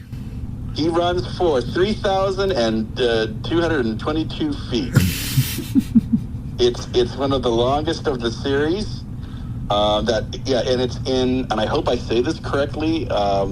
Yitang, China. I'm so not saying that correctly, but having been to China as well and how secretive China is, it's kind of almost a Mission Impossible that they could shoot that there. I love that long shot where he's saying "get out of the way" in Mandarin. It's a beautiful shot, and it, like I said, it becomes the start of that running meme of Tom Cruise, that running joke that plays out in every Mission Impossible film.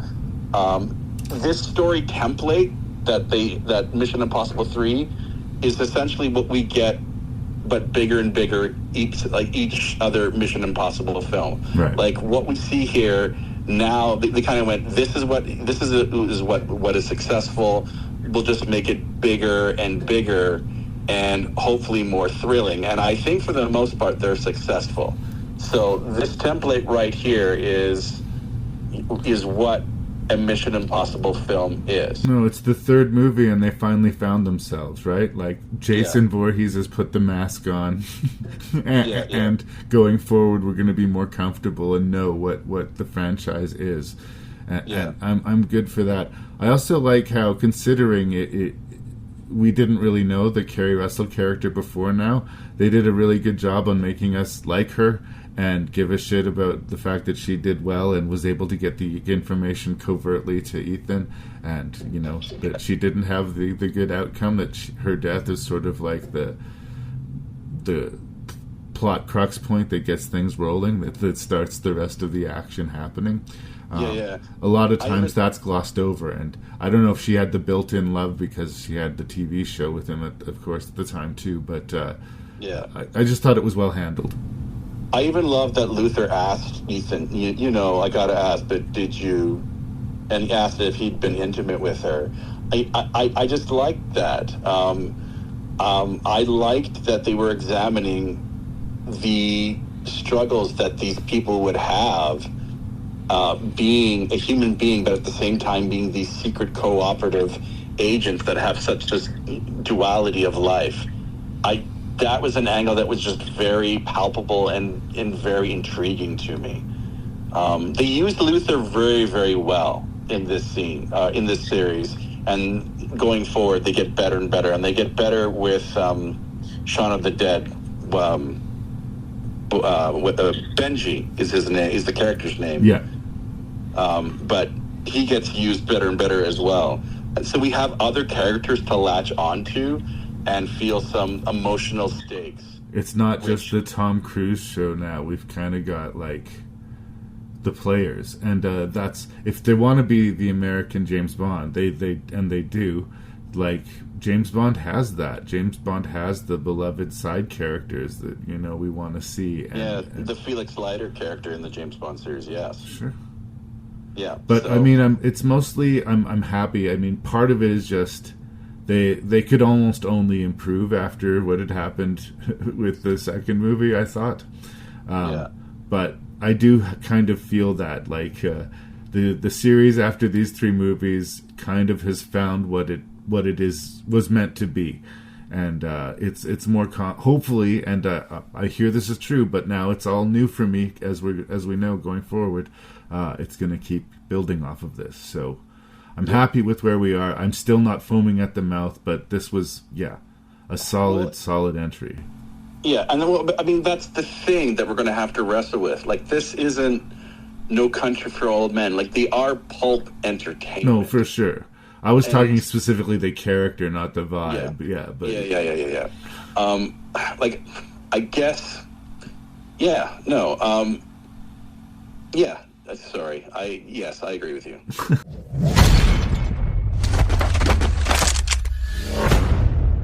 Who are you really, Brant?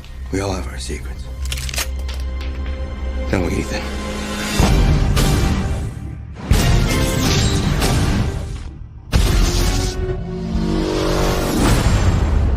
Okay, now remember, blue is glue. And when it's red, dead.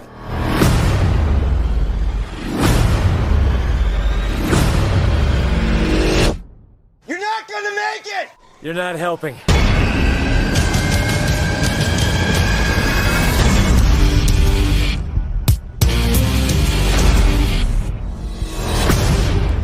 So here we are with the fourth Mission Impossible movie, although at this point they abandoned the number system, and it is Mission Impossible Ghost Protocol. Yeah. Ethan Hunt and his team are at ground zero of a bombing at the Kremlin, which they are then blamed for. And then this movie's sort of intelligence guy, Tom Wilkinson, gives him a sort of covert assignment before being rapidly exited from the movie.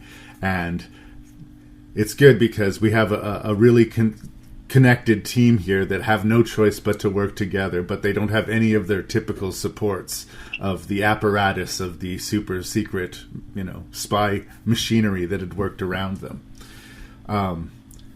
I think just to start, it is easily the best of the four movies that we've seen so far, and I think a big part of it is embracing the team aspect of this and finally adapting some continuity for the Tom Cruise character. This is the first Mission Impossible movie where I didn't feel like I was meeting an entirely new version of Ethan Hunt. Like, the movies can have different styles or different vibes or different, antagonists or whatever, but I think that it had been lacking a true protagonist with an identity beyond Tom Cruise, the actor. Ethan Hunt, the character, is actually starting to develop for me and to anchor in. So I don't feel the need to just call him Tom Cruise. I can say this is the story about Ethan Hunt. And it also acknowledges that in the previous movie he was to be married, as we understood, and where is she? We're not just like throwing the character away anymore. And one of the few things that like really kind of got me in the movie was that sort of twist of it. We get this really sad backstory that Ethan has been all crushed because something terrible has happened to his wife. And then we find out the Jeremy Renner character also feels some personal responsibility for what happened to his wife. And then we find out nothing bad happened to his wife. That genuinely surprised me. I really thought, they were just doing cleanup because the actress wasn't coming back or whatever, right? Oh, she comes back, and she actually plays a grander narrative in the overall story, but keep going. To be continued. But, I mean, again, because these are all brand new to me as we go week to week on these. I liked that they both paid reference to what happened before and tried to up the level. And the third one wasn't bad, but this one feels confident and clean, and the action sequences are notably spectacular. I think there could be the built-in, suspense killer of we don't at any point believe that Ethan Hunt is going to die. But we do have to constantly ask ourselves, how in the world is he going to get out of this? The big famous sequence is him climbing with these magical sci-fi gloves. The Burj Khalifa building? It's the Burj Khalifa building that's in Dubai. Yeah, it's one of the tallest buildings in the world, and it's actually Tom Cruise up and cabled safely, but they digitally removed them, swinging around and doing all of this work. And whether or not I have any stakes that is Ethan going to live through this, it's just an impressive sequence to watch. And it's like, I can imagine if you're a person that had the fear of heights and you saw this on an IMAX screen, it would be like, damn, son. But I think that they did a really good job of keeping the stakes high really early. Like, the whole team is on their heels. They're by themselves. There's, like, professional contract killers out to get them. The guy that they're dealing with is actively trying to start a nuclear Armageddon because he believes it's best for the world. He is openly not a genius, Bond villain. He is just out of his mind, which makes him a much more dangerous wild card and harder to manipulate. Like, say what you will, I really liked Philip Seymour Hoffman's performance in the previous movie, but he had some identifiable goals and characteristics. All of his stuff was motivated on selfishness and his needs and his grab for power. This guy seemed really happy to die for the cause of blowing up the world. So, I don't know. I have to say, I was very impressed by this one, and it's got me more excited going in. Brad Bird, I believe, is the director for this one. He had only done animated movies before this, so hiring people out of the Pixar group has definitely had some mixed results. But I gotta say, very, very solid action movie. But where does the Beckmann land on Mission Impossible Ghost Protocol? Well, it is, I think, a gigantic step up, because I think they realized a couple things. And I'm going to start with Tom Cruise. I think after the critical success, but not the financial box office success, I think Cruise started to realize that his box office star power was starting to wane. I know that at that time, because Tom Cruise had this major deal with Paramount, and they were thinking of maybe jumping ship on it. I think, I had mentioned earlier that but pretty soon he had fired his original press agent and his sister took over. And it was at this point that his sister was telling him little less on the whole Scientology pumping kind of thing. I will give Tom Cruise credit. I think he can read the room. And he also knew that it was the team, much like the TV series, even though, yes, like it did kind of like there was always one or two leaders, whether it be Martin Landau or Peter Graves being sort of the head secret agent. It was a team coming together. So this time we've got Simon Pegg returning, and he plays a bigger part, good old Benji, and he is such a comic foil. We also have Paula Patton, who has got a great story arc. We see her because she's got a romantic connection with this agent that is killed, for all you Losty fans out there. Yeah, I thought it was interesting because he's a big J.J. Abrams guy. It was almost like leftovers from Part 3. Abrams had cast a lot of people he'd worked with on TV in Part 3, and then to see the guy who played Sawyer in Lost in the opening of this movie, I was like, is this J.J. Abrams again? No, just probably Josh a coincidence. Holloway's the actor's name. Josh Holloway, thank you. Yeah. Yeah, J.J. Abrams produced, I think he produces most of the films going forward, so he has his fingerprints in this world. But yeah, Simon Pegg, Josh Holloway. There's that French actress who plays that hitman, even though she's on the villain side. She's Léa Seydoux? Yeah, Léa Seydoux. Yeah, I hope I'm saying that correctly. That's my best guess. Yeah, but to me, the one that I think is kind of the secret sauce or the secret weapon is Jeremy Renner. He's both got this sort of definitely sort of the intellectual, but also the physical bravado that can kind of rival Cruise somewhat. He has that sequence with Benji that sort of echoes the first stunt from the first Mission Impossible, where Cruise is sort of, gently led into the Langley CI room, where we got Renner being slowly lowered down, trying to deal with this computer that echoes that. I thought that was a cool sequence in India. I liked that he had to will himself to jump. He really had to talk himself into jumping. Although, I will say the dangling just a few inches before the ground and keeping your body spread out, and they've done that enough times now. I really hope it's not something that they feel the need to do in every movie, but I get why it's there. Yeah. I think, to me, the movie works best. Everything in Dubai is awesome. If you were to sort of put this in chunks of the movie, you've got the setup in the first part, with the Kremlin, and it's got that cute sequence with that, computerized hallway heist element, which made me laugh. The balance of comedy and action works. They start to figure that out really well in this movie. And I think that's because it's Simon Pegg.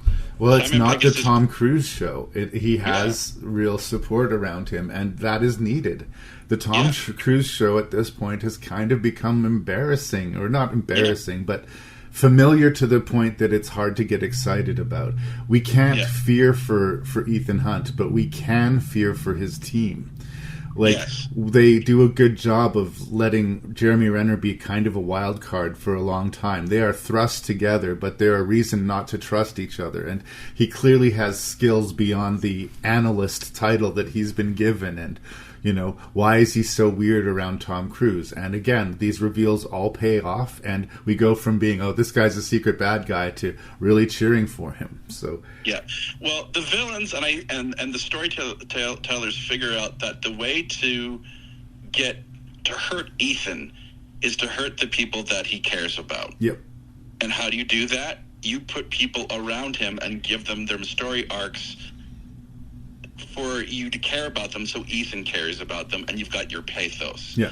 And that's one of the things that I think really works here in Ghost Protocol. But everything in Dubai, from when they land there and the beautiful, landscape shots, to all the hype, as ridiculous as it is in that building, because it is kind of ridiculous if you stop and think about it, how they have to go and get in this building.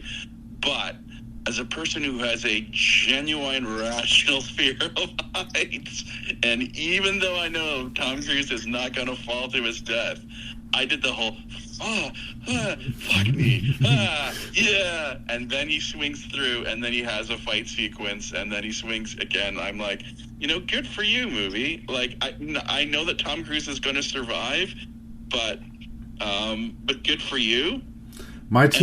Sorry. Yeah, no, go ahead. My two takeaways from that whole sequence was this. In a weird way, because we're right in the middle of the movie, I knew that the attempted subterfuge where they have to play both the buyer and the seller of this covert deal that's going on, something would have to go wrong, because they couldn't solve everything cleanly at this point. So, to that end, I kind of predicted that they were going to get away with the nuclear codes that were going to be there, and that our female assassin, who they'd given a good villainous sort of we don't like her vibe, was going to go out that open window that they'd cut into that hotel room. And usually I don't like being that far ahead of the movie, but it was so exciting while I was watching it that even though all of my predictions were right, the guy got away with the codes and the killer went out of the cut hole in the window, I was completely thrilled while I was watching it. So that is something I would usually call a complaint against the movie, but I can't really, because I wasn't taken out of it for being ahead of it.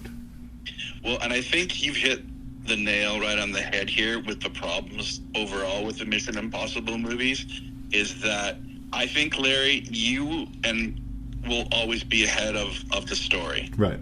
Like, you will know who the heels are.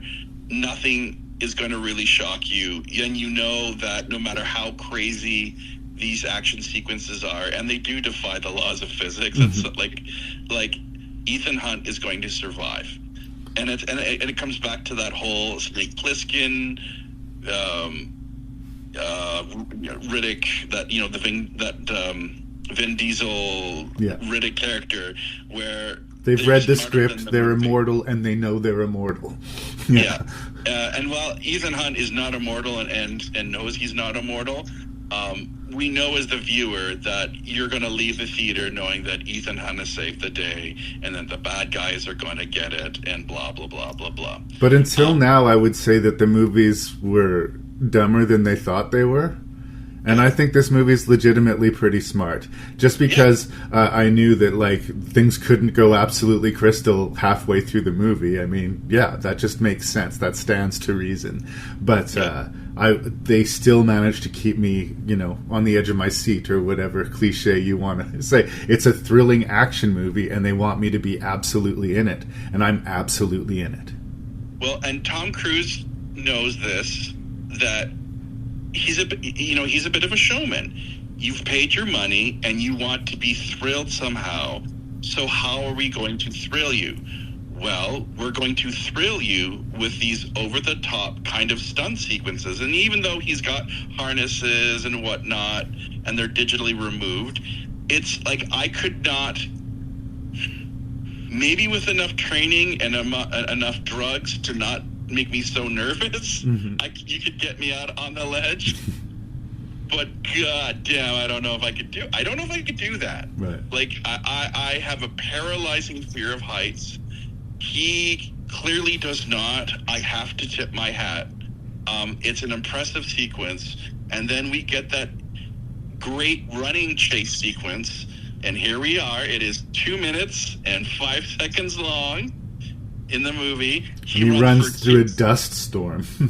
He runs for 2 kilometers, but the chase matters to the overall movie. Like, the stakes matter to the overall plot, because he's trying to get after the villain, and he's using that device to track the car.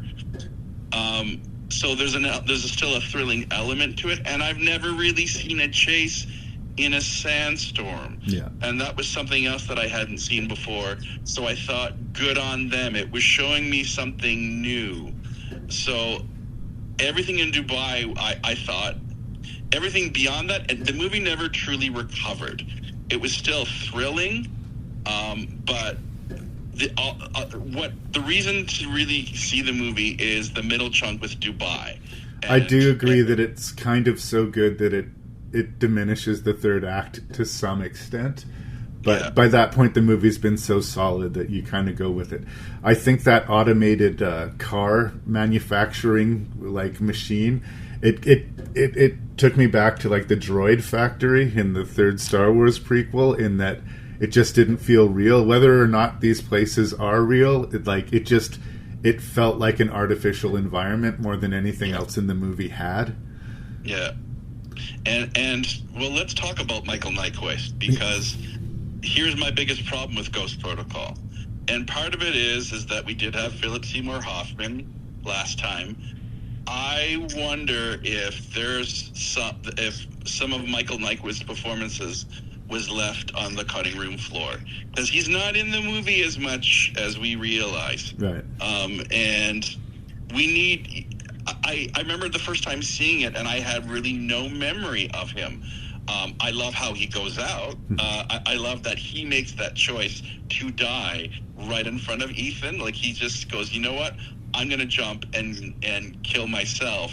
Because usually the bad guy is responsible for the good guy, our antagonist, our protagonist, is responsible for getting rid of the antagonist. And this is the second movie in a row where Ethan wins more because the bad guy fails than because of something he did, which is, again, interesting for the, high ego of the Tom Cruise, right? But this one actively makes the choice. Yep. Like, with the last one, where Owen Davian, it's really by surprise. A random vehicle hits him. Yeah. Yeah, where this one, he just looks up at Ethan. Do you remember the character's name? Hendricks? Hendricks. Yeah. He just looks up and realizes that, Cobalt is his name, or is his code name, whatever. Okay. Cobalt. Yeah. According to IMDb, they're calling him Hendricks, but they did call him Cobalt. You're right. Cobalt, yeah. I'm sure it's the same thing. But he doesn't want the code pressed into that box so the nuclear bomb doesn't get deactivated. So his whole thing is, I'm just going to kill myself and fall to my death, and I win. I want to die victorious, and that's the great thing, because the fall doesn't quite kill him. He lives long enough to know that he failed, so that was satisfying. Yeah, I guess so, but I did love that end sequence, but I felt at distance with this villain, and yes, you're right, he is more jihad crazy, more like a religious kind of he's a fundamentalist villain. Where, yes, Owen Davian was more about ego, where this one is, I am committed to my cause. I believe that I am morally right. All my chips are on the table at all times. I'm all in or I fail. That's it. And that does make him kind of creepy. Yeah. But I needed more of him. And I like Michael Nyquist. I think he's a great actor. I just kind of felt like his role got put on the cutting room floor, because it is a 2.5-hour movie. A lot does happen.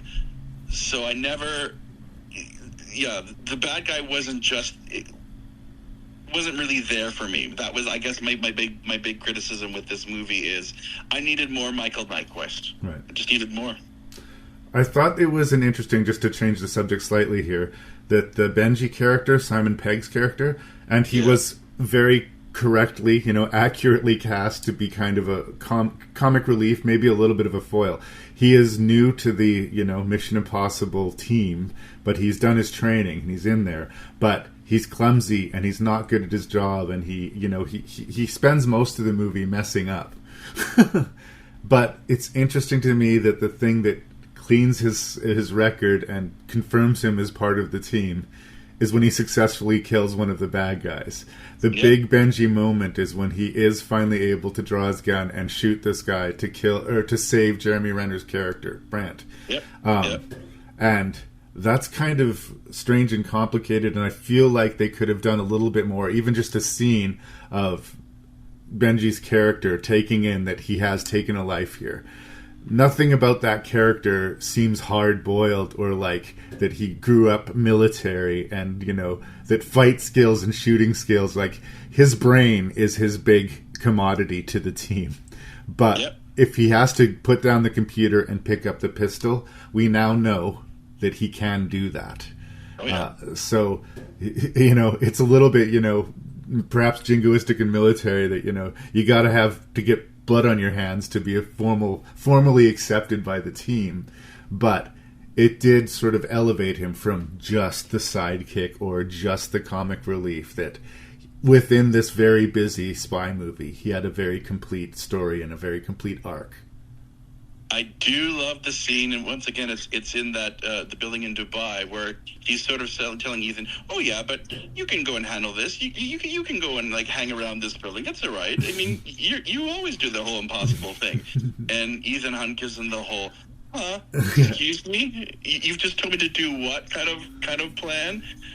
I did love that. It was, I thought that's Benji in a nutshell, at least at this part of the giant overall arc of the movie is, I'm going to be safe sitting doing the whole computer stuff, and then you are going to do the hard part of this heist and risk your life. Good on you there, buddy. That made me giggle. What did you think of Paula Patton? Again, I was going to say, all of the team have similar trajectories. Paula Patton is very motivated to avenge the death of her lover. Fair enough. And they have to take this woman, Lea Seydoux' Sabine character, as a prisoner and get information from her. But Paula really, or Jane, I guess is her character's name, really wants this woman dead. And like I said, once they cut the hole in the window in that room, somebody's going out that window, right? Somebody's going out that window. Someone's going to hurt real bad. Again, my brain was Paula Patton's character was going to be so upset that she just couldn't help herself and was going to pitch that woman out the window. And that is not how it plays out. Not only does she end up having the fight and the woman is kicked and falls out the window, but it doesn't feel like a win for Jane's character. She's not suddenly, strengthened or emboldened by finally achieving this revenge. Her lover is still dead, and now they're in as bad a position as they were, maybe worse. Yep. I know why they did it for the movie, because you got to keep the story along. I totally side with the Brandt character about the nuclear codes. I would have not given them. No. I mean, I know why, but I was in Jeremy Renner's corner. I'm like, nope. Save this for another day. Let them try and get the codes another way. Don't be handing them to the nuclear terrorist. Bad. Well, and again, that he was constantly questioning the plan, the Renner character, and again, why is he doing this? Is he working against the team? No, he's giving you very serious, logical reasons why maybe giving this lunatic the legit launch codes is an incredibly foolhardy thing. And as it turns out, he is 100% correct. And I also like this cloud of guilt that's covering him, because from the second he sees Ethan Hunt, something in his face has just changed. And that's because he feels personally responsible for what he believes to be the death of Ethan Hunt's wife.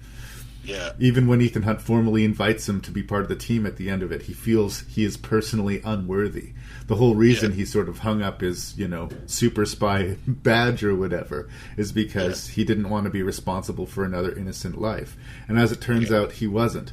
And it was a clever move because when they tell the story, he says that the primary target, which presumably Ethan, went for a jog. But when they came back, the two men that was supposed to be covering his wife was unconscious.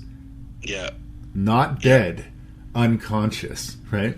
Yeah. Because real killers would have just killed the two guys and her right then and there and walked away, right? But if Ethan Hunt is creating this, story that his wife has been killed, he's not going to kill legitimate, protectors of his wife. He's going to leave them drugged or unconscious, and he's going to get his wife out of this constant life of danger that he has, placed her in.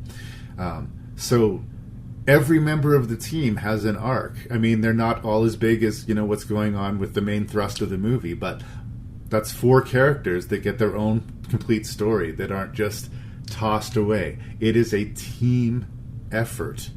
Yep. Thank you, Mission Impossible 4, for getting around to an honest team. And good on Brad Bird, who went back to animation. I wish he would do some more live action movies, because he's really good. Yeah.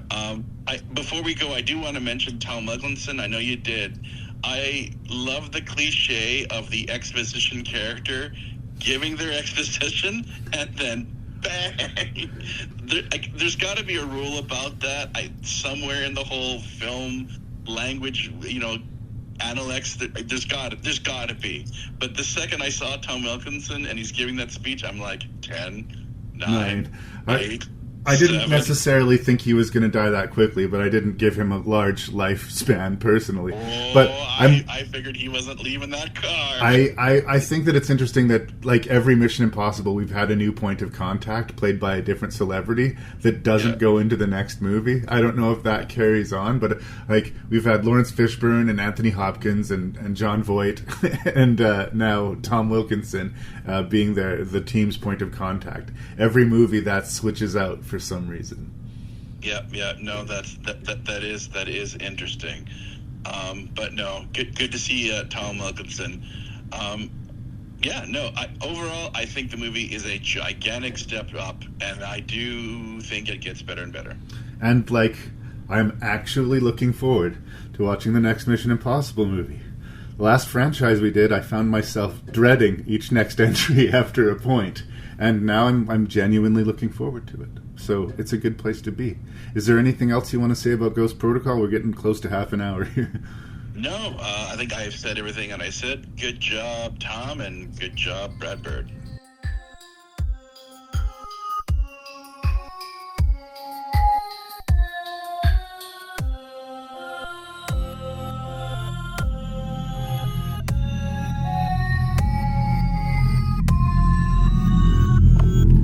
So here we are at the end of the first half of the Mission Impossible discussions, reviews, and I'm in a very hopeful place. I'm actually anticipating watching new Mission Impossibles every week and it getting more and more interesting and fun for me.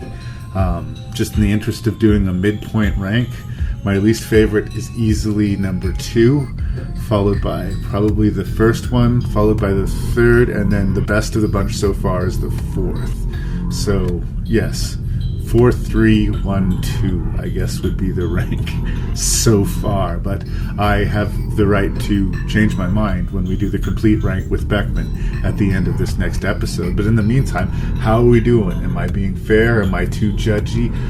Where do you stand on the Mission Impossible franchise? Send your information, your questions, your concerns to ranknreview@gmail.com. That's RANKNREVIEW@gmail.com. Check out the website at ranknreview.ca. Please support my friend Jason Dubray and his podcast, The Shelf Shedding Movie Show. Maybe consider checking out the Lifetime of Hallmark podcast. And just know that you're appreciated. Your ears are valued. Your opinions are valued. Maybe lend some support to the absolutely ignored our Rank and Review YouTube presence. And anything you can do to help spread the word on this 12-year-old podcast would be deeply appreciated. This is the voice of your host and random Canadian Larry Parsons. Thank you so much for being here, and your mission, should you choose to accept it, is to listen to part 2.